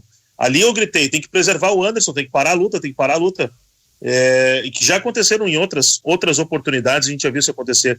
Mas a Uriah Hall estava lutando contra um ídolo dele e fez o trabalho bem feito. Mas o que fica é o legado, né? O Anderson Silva mudou. Ele tem o Anderson mudou o MMA nacional. Né? Ele tem contrato para mais uma luta, mas o Dana disse que não, isso sou eu que decido, mas ele não quer, vamos conversar. Não, ele já assinou um documento, ele já assinou um ofício aí com o UFC, declarando que essa foi a última luta dele no contrato. Eles já assinaram essa cláusula. Há a possibilidade de ele aparecer num Bellator, outro evento ou não? Acho muito difícil. Muito difícil. Daqui a pouco só surgir algum evento promocional, como está acontecendo com o Mike Tyson agora. Só surgir alguma coisa nesse sentido, que vai rolar muito dinheiro. Mas ele em outro evento que não seja o UFC, eu acho muito difícil. E o Hamilton venceu outra, Gutierrez? Sempre, né? Mesmo largando atrás, mas mais do que a vitória do Hamilton, eu acho que o que fica é o 7º título consecutivo da Mercedes. Quebrou o recorde. Matematicamente ainda não, né? Não, a Mercedes de construtores sim. Como equipe ela ganhou o campeonato, não tem mais como ser buscada. E ele ficou a uma vitória do título. Não, ele vai ser campeão, né, Zé? Ele não tem jeito, vai ser campeão. Mas... Foi a 9ª vitória da temporada? 9ª em 13 corridas. Verstappen ganhou uma e... Perdeu a graça, então. Não, porque ele também, ontem, por exemplo, ele largou em segundo, caiu para terceiro e se recuperou na estratégia, né? Mas é impressionante, nunca houve uma dinastia em termos de sequência de temporadas, uma dinastia tão grande de uma equipe como a Mercedes tem feito. A Ferrari foi assim no início dos anos 2000, teve 3 anos de Williams, teve também anos de McLaren, de domínio, mas como a Mercedes tem feito, não tem igual. 5 da tarde, Palmeiras e Atlético Mineiro, baita jogo. 8 da noite, Grêmio e Bragantino, jogo na Arena. É Magno? Não, Pfeiffer, Guimarães e eu. Ah, tá aqui na minha frente. Narração, Rafael Pfeiffer, comentário dos Carlos Guimarães, reportagens Gutierrez Sanches no plantão Eurico Quadros pela Rádio Guaíba, 19h30, direto da Arena. Vai na rádio lá então, Alemão? Estaremos lá, né, Zé? Onde na semana passada era o teu posto, estarei tomando com muito cuidado, com muito carinho essa posição. Vou te dar uma sugestão, não esquece de anotar os números, tá? Na planilha. Deixa pra mim. Tava indo tão bem, né? Tava indo tão bem, não tinha errado nada, tava tudo tranquilo. E aí daqui a pouco eu olho e tá me cutucando assim. Coloca os números pra mim, não tinha um número no adversário. E a bola já tá rolando. Sabe o que me consolou? Eu sábado tava dando uma espiada no Ulisses com o Capelantes, que são nossos concorrentes lá de São Paulo. Concorrentes não, são nossos colegas lá de São Paulo. E eles brincam o tempo todo e eles conseguem concentrar mesmo na brincadeira, né? Eu não, eu tenho que ficar focado, senão daí mesmo focado ainda às vezes me passo, né, Alemão? Tava indo tão bem. Seu Luiz Mesquita, para encerrar o programa, ele é de Porto Alegre, boa tarde, vocês são incríveis. O Renato mesmo ganhando uma Copa das Copas, tem que sair no fim da temporada. O Cudê, por sua vez, tem que ficar mesmo não vencendo nada. Diz o seu Luiz Mesquita. Obrigado, seu Luiz. E a todos que estiveram conosco, eu não pude atender, muita gente que mandou recado, muita gente mesmo. Bom feriado, gente. Voltamos amanhã, 11 da manhã. Até lá, tchau.